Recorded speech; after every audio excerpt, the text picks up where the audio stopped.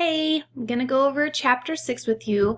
Chapter 6 is all about recording transactions in a general journal. Basically, we're moving away from the T accounts because it's not organized. It doesn't really keep information the best way. It's really good to learn with T accounts, but we don't actually use T accounts when it comes to doing business documents. So the general journal is just a way to organize all the transactions into one place. You guys can still use the T accounts on scratch paper if you feel like you need to do that. You should get to where you don't need the T accounts anymore and you're just putting the transactions into the general journal without having to go through that step. So I'm going to pull us into the slideshow real quick. What we've done up to this point is we have analyzed each transaction into debit, credit, and the accounts that are affected. So we've been analyzing the transactions. Now we're journalizing them in the general journal. Typically, our transactions are going to come from source documents, and these are invoices, receipts, memos. This is where you guys are going to have the information. You're not in real life going to have someone tell you like, oh, I went to the store and I bought this today. It'll come from that they sent you an invoice or that they gave you a receipt telling you what to do. So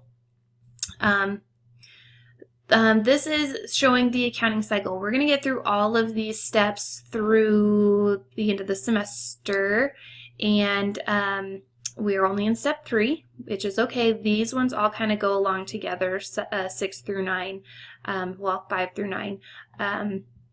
So this is the process that all businesses go through when they're looking at their accounting processes.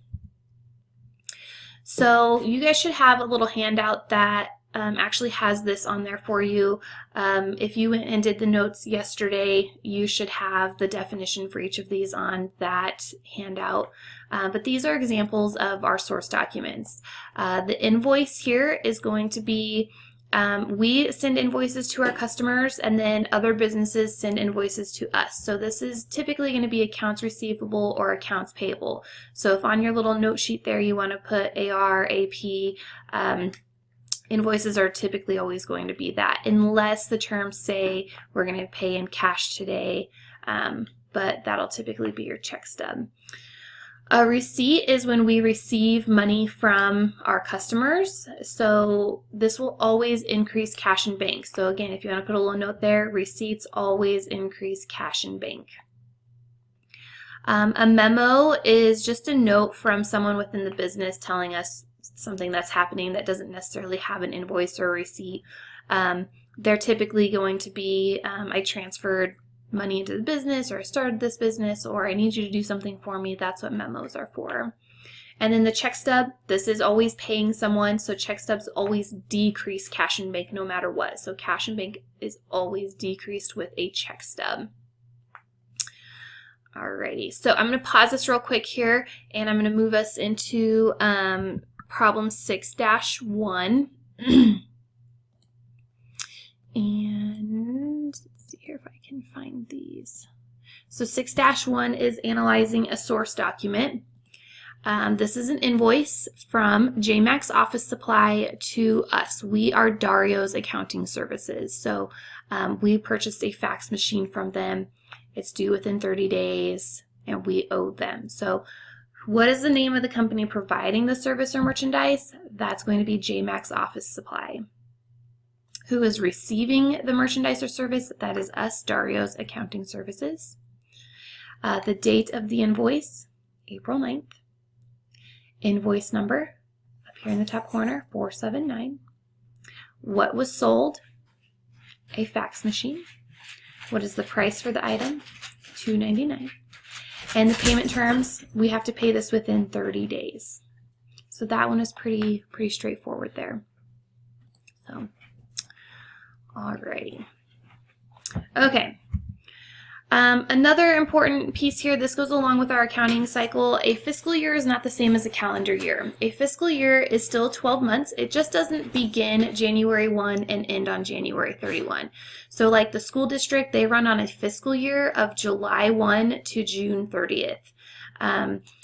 A lot of businesses will run on a calendar year. The school does a fiscal year because the majority or the chunk, like the main chunk of their business is in between those 2 months. So we start school in August, it ends in May. We start as of July 1st just to kind of get that all in the same comparable area. So. All right, so a general journal. This is the other piece of your notes. You guys should have completed the labels 1, 2, 3, 4, 5, and then 6. But this is just organizing our transaction information into the general journal. So we're always going to start off with the date. The year is only entered one time. It's on line 1. That way you don't have to put the same year all the way down. It's just once. Debited account, debit amount, credited account, credit amount, and then explanation. This is going to be your source document, and we're going to do problem 6-4 together, so we'll have practice. These lines here are where a lot of people get confused. The big box here, these are for your change. So this is for $1,000. So this line here would indicate a decimal point. So this is for $1,000. Now remember, as we're doing our entries in here, our debits and credits still have to equal. So we have 1,000 here and 1,000 here. They should not be for two separate amounts, okay? This post-ref column, we're going to leave this blank for now. In the next chapter, we'll actually start using that. This is where we'll start separating our transactions out into the separate accounts. But right now, we are just recording the transactions. Okay. Before we get into 6-4, I just really want to point out that in accounting, you typically don't ever erase anything. You don't delete anything. When you're doing that, there should always be documentation of a correction of an error. So this is an example of correcting an error on the general journal. It looks like they put the wrong account here. So you would just draw a line through it and put the correct account. For you guys, you're using pencil. I want you to use pencil. You can erase. That is completely fine for learning purposes.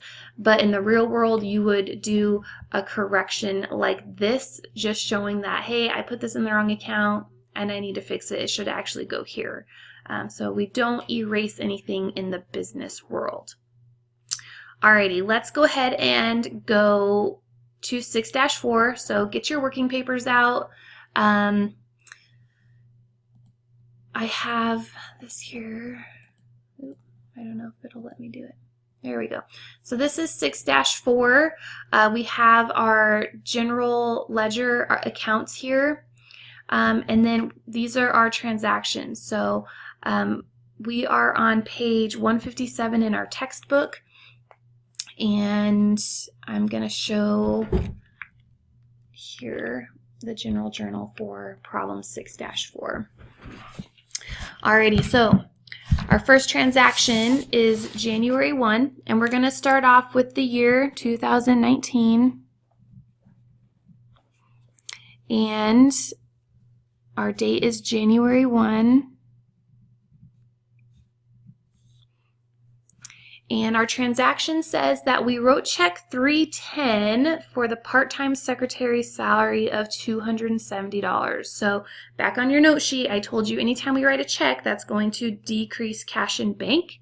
So what's really important here is that we're always putting our debit and credit, our debit account first and our credit account second. So we're going to be right up next to this line.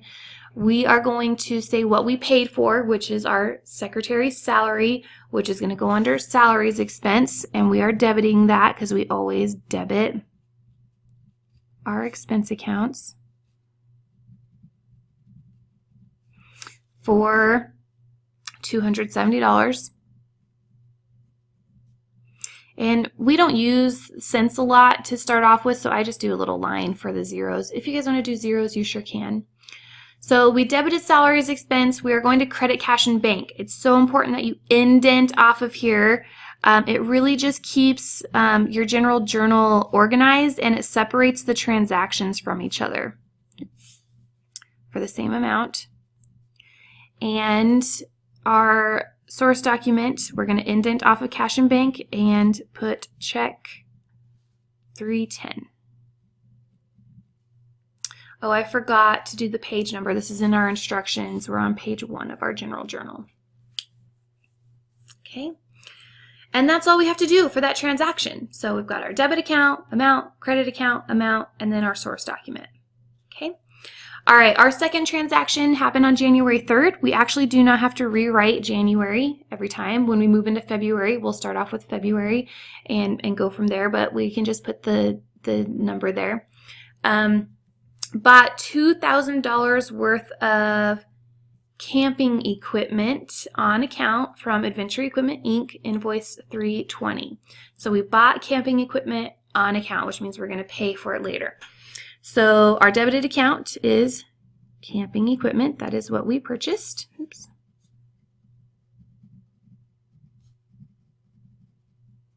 $2,000.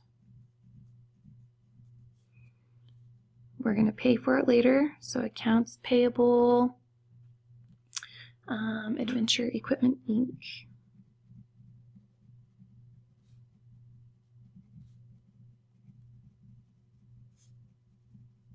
Same amount.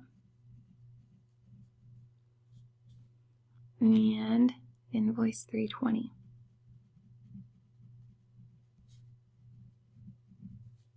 Okay, so you can see that because we indented here, it really separates our transactions from each other. It's just visually appealing, and that's how they should be formatted. So make sure you are indenting. Again, I just want to reiterate, debit, credit, they should be the same amount, and they should be on the same line. So for some reason, students sometimes have a hard time following the line across. Okay. All right, we'll do one more, and I think that you guys can handle this on your own. So, on January 5th, we received $500 from a client for equipment rental, receipt 150. Receipt, that is always an increase of cash and bank. So cash and bank is being debited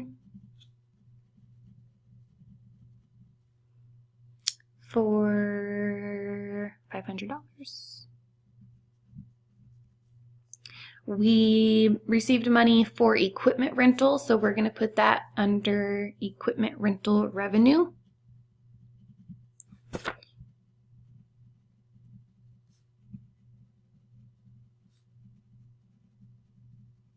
For the same amount. And receipt 150.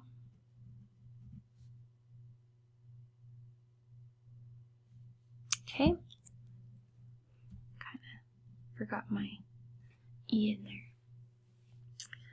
Alrighty, I think that you guys are going to do okay on this, so go ahead and finish out 6-4, and if you have questions, email me, chat with me, but I think you'll be okay.